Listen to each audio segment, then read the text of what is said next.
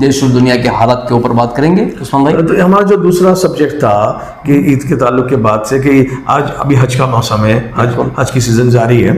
अब पिछले कई 10-12 साल से हम ये देख रहे हैं कि जब गुजरात से नहीं पूरे हिंदुस्तान से जो भी वहाँ पे हाजी जाते हैं तो वहाँ पे मकामी जो मुबल्लिग हैं वो उनको वहाँ पे रोक लेते हैं। कहाँ पे? मस्जिद नबी के जो पीछे का हिस्सा है कि जहाँ जन्नतुल बकी है, तो वहाँ जाने से पहले वो जो मुबल्लिग उनके जो सऊदी स्पॉन्सर्ड हैं, जो लाल खेस पहन कर आते हैं, उनको मुतवा उनका टेक्निकल नाम अरबी में है, तो वो इस तरह से उनसे पब्लिक से उलझते रहते हैं कि भाई तुमने ये टोपी इस किस्म की क्यों पहनी है, गिरे हुए कपड़े क्यों पहने होंगे। अब वो सब अलग अलग तरीके दुनिया में मुख्तलिफ तौर पे इस्लाम की फैलावा हुआ है। इसमें शिया हजरात भी होते हैं, अहले हदीस भी होते हैं। जैसे हम नजफ और करबला जाएं तो वहाँ पे कोई रोक टोक नहीं।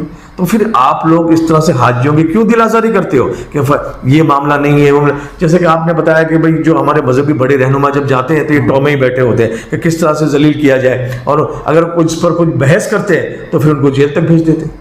पिछले साल मैं आपको बताऊं कि नक्शबंदी साहब जब वहाँ पर गए थे, ठीक, तो बाकायदा वहाँ पर इंतज़ार कर रहे थे उनका जी, और उनसे कई सवालात किए गए। अच्छा, कि आप जो ये अमामा पहनते हो ये किस लिए पहनते हो, कई सवालात किए। और बाकायदा फिर उन्होंने पर मुसलमान जो अक्सर है वो इबादत करने के लिए वहाँ जाता है, बिल्कुल सही, वो चाहता है कि वो वहाँ से इस तरीके से निकले कि गुनाहों से बिल्कुल इस तरीके से हो जाए जैसे माँ के पेट से अभी पैदा हुआ है।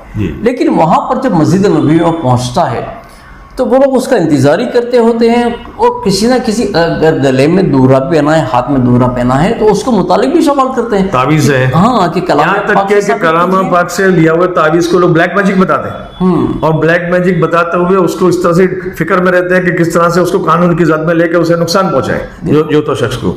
और अगर उनसे बहस करने जाते हैं तो वो फिर क्या है कि पुलिस के जरिए उनको अरेस्ट करवा देते हैं। अच्छा, इनका जो सरबराह है वो भी ऐसा सुना है कोई हिंदुस्तान का ही है, और वो ये सब, हाँ, उसका नाम है मुजफ्फर बिहारी जी। और मुजफ्फर बिहारी जो है वो अक्सर लोगों को बस इंतजारी करता रहता है कि कोई भी उल्मा वगैरह सुन्नी जाए वहाँ पर तो उन्हें तंज करे वो।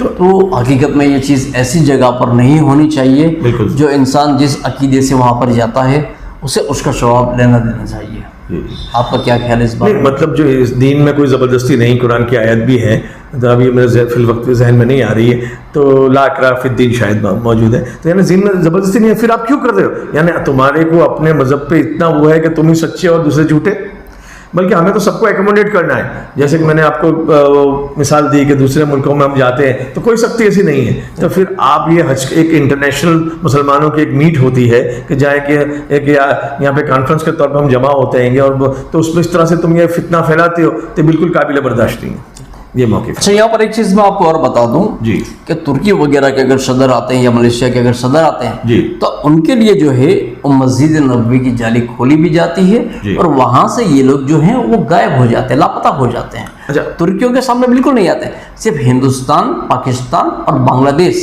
यहाँ से आने वाले मुसलमानों को ही ये लोग तंग करते हैं। यानी जो टक्कर ले सकते हैं और जिनका स्टेट पावर है बिल्कुल, और जिनकी तादाद ज्यादा है, तो वहाँ ये लोग टकराव नहीं करते। ज्यादा जो तंग किया जाता है तो हिंदुस्तान और पड़ोसी मुल्क के लोगों को ही किया जाता है। ये क्या नाम है? ठीक।